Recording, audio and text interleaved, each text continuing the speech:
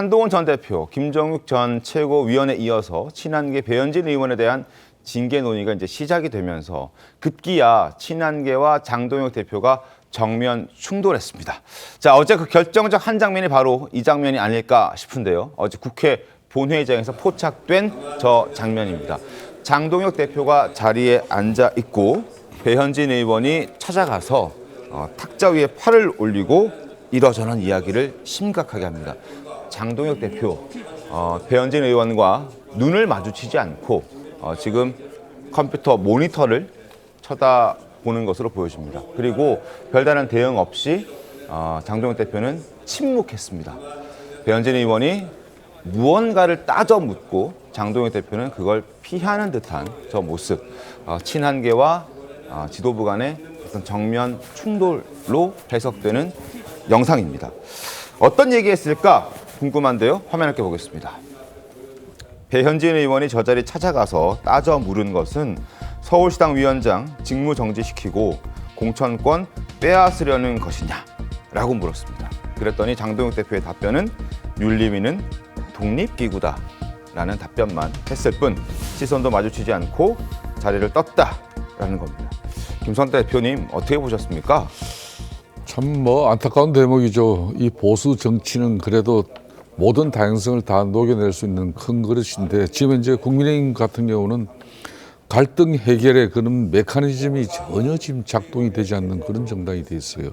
그러니까 갈등을 해결하기 위해서는 서로 상호 간에 이제 인정이 이루어져야 되고 두 번째는 대화가 이루어져야 되는데 이 대화 자체가 지금 단절되고 있는 저 상태. 네. 대단히 안타깝죠. 세 번째 같은 경우는 이제 누군가는 중재를 해줘야 되는데 당내에 그래도 정치 경험이 꽤 축적되어 있는 그런 중진 의원들이 있는데 이 갈등 구조를 여전히 중진 의원들은 그냥 방관 내지는 방치하고 있다는 것이고 그러다 보니까 이 갈등 해결의 메커니즘 마지막이 이제 그래도 그런 과정을 거쳐서 이게 서로 간에 이제 합의를 이뤄내는 건데 그러니까 전혀 지금 이 위기 상황을 갖다 극복할 수 있는 그런 갈등 해결의 메커니즘이 전혀 작동되지 않기 때문에 오늘 저 상황. 그러면 이게 6.3 지방선거가 불과 이제 4개월도 채 남지 않았어요. 그렇죠. 그럼 계속 앞으로 국민의힘 내적으로는 지금 현재 장동혁 대표가 지난번 단식을 할 때 통일교 문제라든지 공천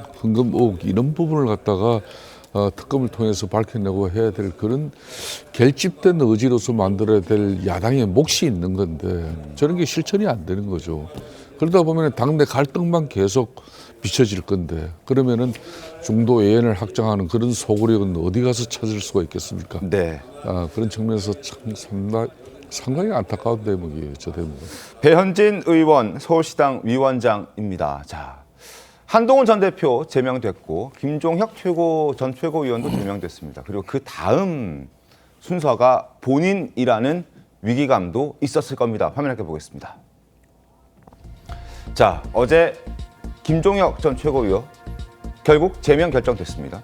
다음은 배현진이다라는 얘기도 나오고 있습니다. 현재 징계 절차에 착수되어 있는 상황이고 윤리위에 제소가 되어 있습니다.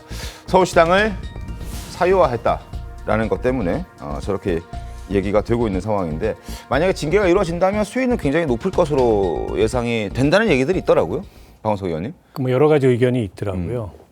지금 윤리위원회에서 사실은 배현진 의원이 윤리위에 제소된 사안이 네. 지난번에 한동훈 전 대표 그 징계에 관련돼서 서울 지역의 위원장들이 성명서를 냈는데 동의하는 위원장들만 냈다는 겁니다. 근데 이 동의 여부를 묻는 행위 자체가 일종의 이제 서울시당 위원장이라는 그런 지위를 사유화했다라는 취지로 지역위원장 중에 한 사람이 그걸 제소를 한 건데 이게 윤리위에서 심사를 개시할 만한 사안이냐라는 어떤 지적이 있어요. 그러나 지금 당내 분위기가 다음은 배현진 의원이다라는 얘기가 공공연히 떠돌고 있고 그러니까요. 뭐 고성국 씨 같은 경우 아예 예고를 했잖아요. 몇 명 이름을 거론하면서. 그래서 윤리위가 실제 이게 징계될 만한 사안인지 여부를 근거를 가지고 따지기 이전에 목표를 정해놓고 징계를 밀어붙이는 거 아니냐 이런 관측이 많아요. 그래서 제명까지는 아니더라도 현직 의원은 제명이 좀 복잡합니다. 의총회를 열어가지고 3분의 2 이상의 의결을 얻어야 현직 의원은 제명이 가능해요. 네. 그게 이제 정당법상의 규정이기도 하기 때문에 제명까지는 아니고 다만 지방선거 때 일시적으로 서울시당 위원장인 지위를 무력화시키는 그런 징계를 하지 않겠냐. 그럼으로써 배현진 의원이 비례 그 대표 후보나 공천권을 행사할 수 있는 그런 대목, 특히 이제 송파구청장 같은 경우에 얼마 전에 국민의힘 내부에서 인구 50만 이상의 자치단체 공천을 직접 하겠다, 중앙당이. 네. 근데 거기에 이제 서울 같은 경우에 송파구가 해당이 됩니다. 아, 송파구가 거기 포함이군요. 근데 배현진 의원도 그렇고 박정훈 의원도 그렇고 이 친한계가 또 송파구에 몰려 있어요. 그렇다 보니까 이 배현진, 박정훈의 사람이 아닌 중앙당에서 직접 낙점하는 송파구청장 후보를 만들겠다. 뭐 이런 의도까지 섞여 있다. 여러 해석이 나오는데 근데 너무 무리예요. 저만한 사안 가지고 이게 자기가 그냥 서울시당을 대표하는 척해서 그 서울시당 위원장으로 이름을 발표한 것도 아니고 네.